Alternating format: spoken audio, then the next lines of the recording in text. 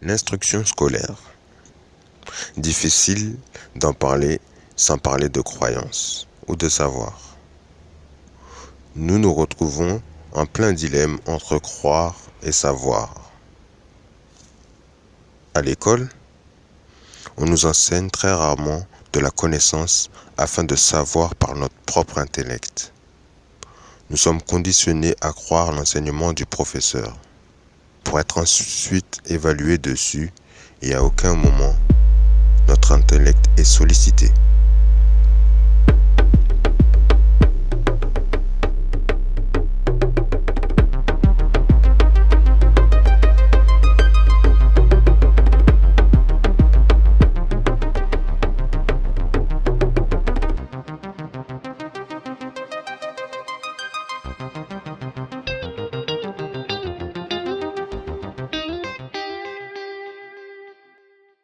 Voilà donc la plus grande tare de cette société, qui fabrique de futurs travailleurs, pour ne pas dire esclaves à la survie de celle-ci.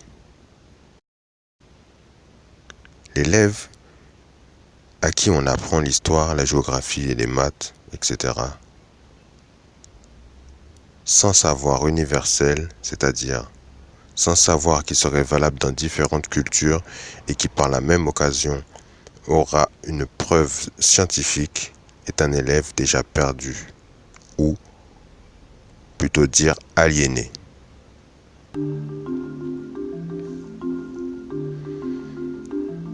Apprendre que ceux qui ont découvert la soie, les Amériques, la Lune, etc., sont des grands hommes est complètement erroné, car la soie, les Amériques et la Lune, et tout ce qui s'ensuit, sont déjà connus par d'autres.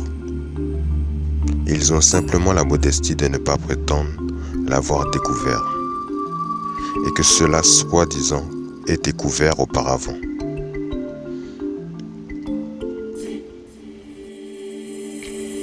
Comme pas mal de youtubeurs qui donnent des noms de méthodes ceci ou cela à ce qu'ils viennent de découvrir.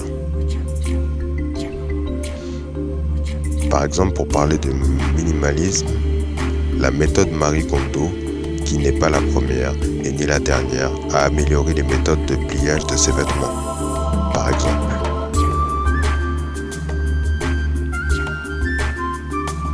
Bon, revenons à nos moutons. Comme dit dans Topaz, l'instruction scolaire en histoire met en avant qu'il y a eu 2 guerres mondiales.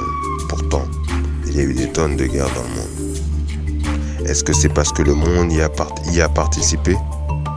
Si c'est le cas, où étaient les Argentins durant ces guerres? Où étaient les Philippins pendant celles-ci? J'ai beaucoup de mal avec la centralisation des dites connaissances qui ferment plus qu'elles devraient ouvrir vers le savoir. Toujours en histoire, qui est le pilier central de l'instruction, car sans expérience, on ne peut s'améliorer. Malheureusement, on est souvent bercé par des histoires édulcorées par d'autres que par des faits réels. On est souvent confronté à des histoires dites coloniales.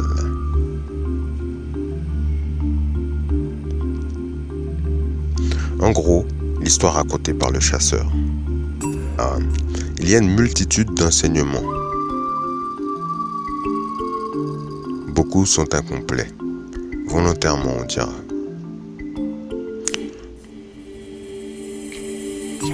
On dira que l'algèbre est arabe, mais jamais où les Arabes l'ont appris.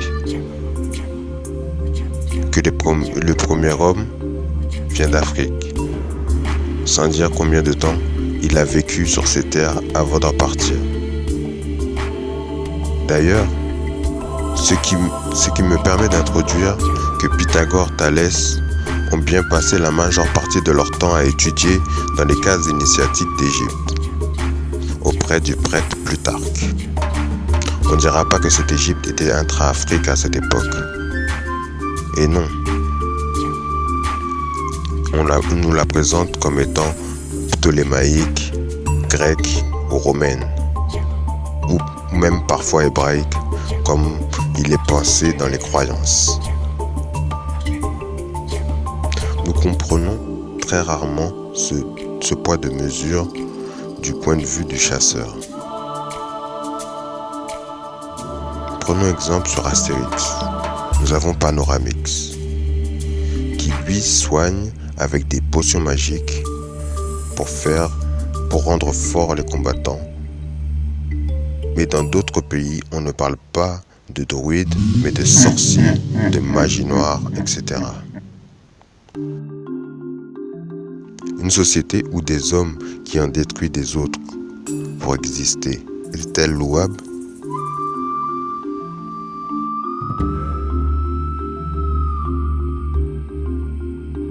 Nous nous retrouvons souvent à étudier des choses comme la géographie. Malgré cela, nous ne sommes pas des cartographes. Nous sommes censés savoir aujourd'hui que la carte de Mercator est une carte erronée. Allons-nous la rectifier? Allons-nous envoyer nos enfants face au mensonge? Je vous invite à faire vos propres recherches sur cette carte de Mercator et qui est complètement erronée au niveau des dimensions des continents. Est-ce que ce qui est au nord pour les uns et le nord pour les autres?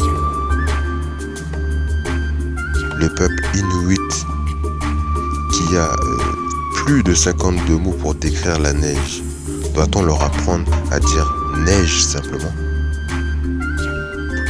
Dans une classe, nous avons des enfants doués en maths, pas en langue. Doit-on les mettre en compétition lors des contrôles? Vous direz oui, surtout si c'est pour retranscrire ce qu'on a appris du prof. Nous sommes vraiment voués à être des répéteurs des sujets élaborés et choisis par d'autres pour faire de vos enfants des enseignants de la répétition pendant que nous travaillons. On nous apprend à apprendre et pas à raisonner. Comme 90% des diffusions à la télévision, dans les films, dans les séries et émissions. Et on ne vous parlera pas de désinformation.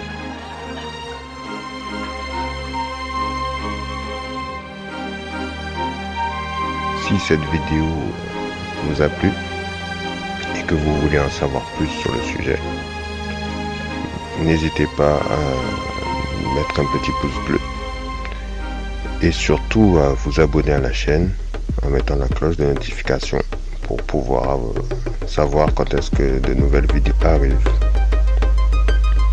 Et surtout, suivez-nous avec passion. À très bientôt. Ciao.